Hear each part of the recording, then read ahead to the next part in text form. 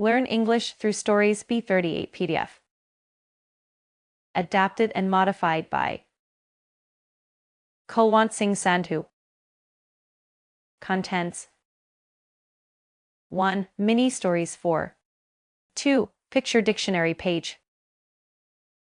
1. Mini stories 4. By Ella Hill. Story 31.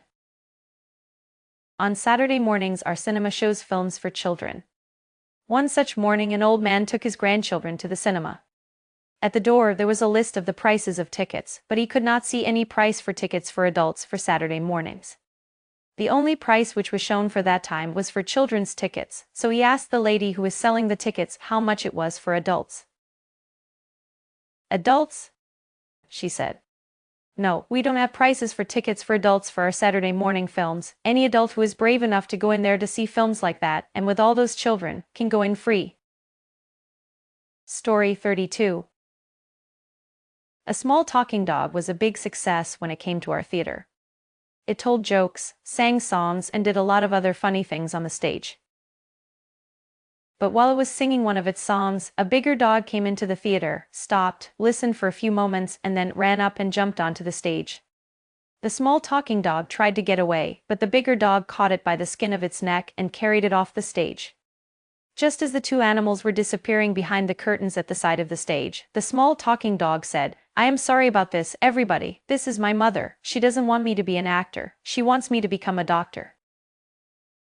Story 33. Mrs. Robinson always seemed to be ill and unhappy. She often had painful headaches, and medicines did not seem to make her any better, so at last her husband took her to a good doctor.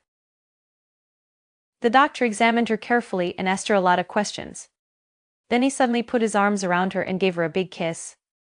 Mrs. Robinson at once looked better and happier. "You see," said the doctor to her husband, "that is all she needs. I suggest that she has the same thing every Tuesday, Thursday, and Saturday," and he smiled. "Well," said Mr. Robinson, "I can bring her on Tuesdays and Thursdays but not on Saturdays because I always go sailing on that day." Story 34.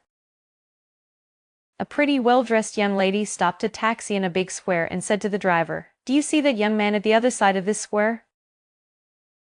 "Yes," said the taxi driver. The young man was standing outside a restaurant and looking impatiently at his watch every few seconds.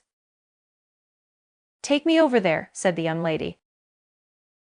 There were a lot of cars and buses and trucks in the square, so the taxi driver asked, "Are you afraid to cross the street?" "Oh no," said the young lady. "But I am 3/4 of an hour late. I said that I would meet that young man for lunch at 1 o'clock, and it is now 1:45. If I arrive in a taxi, it will at least seem as if I have tried not to be too late." Story 35. Mr. Robinson worked in an office. Every morning he had breakfast with his wife at 7:30, read his newspaper, drank a cup of coffee, and then left his house at 8 o'clock to go to catch his train to town.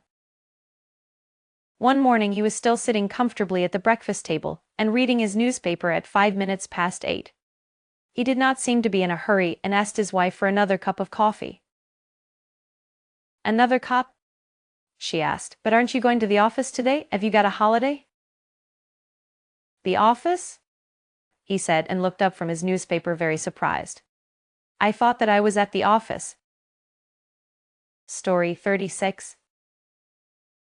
Mr. Black gave his wife money every Friday evening, but she always spent it before the next Wednesday, so that for the next 3 days she had none. Every Tuesday evening Mr. Black asked her, "But what did you spend all that money on?" And she always answered, "I don't know." One Friday, Mr. Black brought home an exercise book and a pencil and gave them to his wife with her money. "Now look," he said to her. "When you get money from me, write it down on this page, and on the opposite page write down what happens to the money." When Mr. Black came home the next Tuesday, his wife came to him and showed him the book. "I have done what you told me," she said happily. On one page she had written, "Friday 28th June, I got PS18 from John," and on the opposite page, "Tuesday 2nd July, I have spent it all." Story 37. A letter to a magazine. Dear Sirs, Last year I saw an article in your magazine, I think it was in your magazine but I am not sure, which interested me very much but I have forgotten what it was. I wrote the name of the article and the magazine in my notebook after I had read it, but I have lost the notebook. I have also lost the magazine which the article was in. Will you please send me another copy of the magazine if it was your magazine? Thank you very much. Yours faithfully, David Williams. Story 38. The lights were red, so my taxi had to stop. When they changed to green again, an old lady was slowly crossing the street in front of the taxi, so of course the driver waited. But as soon as the driver of the car behind saw the green light, he began to blow his horn. My taxi driver calmly opened his door, got out, pointed to the driver's seat which he had just left, and said to the man who was blowing the horn, "Sir, you get into my taxi and drive over her. I always feel so uncomfortable when I drive over old ladies." Story 39. A man was mending a street lamp when he saw a pretty young woman and 3 children get into a car which was in the garden of a house near him. He saw that the car had a flat tire and tried to warn the woman, but it was too late. She was already driving the car out of the garden and into the busy street. When she had got there, she stopped the car at the side of the street, got out and looked at the flat tire. The children stayed in the car. Very soon another car stopped, and the driver offered to help her. The young woman accepted his offer, and the man changed the tire for her. When she had thanked him and he had gone, she drove the car back into the garden, got out with the children and went back to her work in the house with clean hands. Story 40.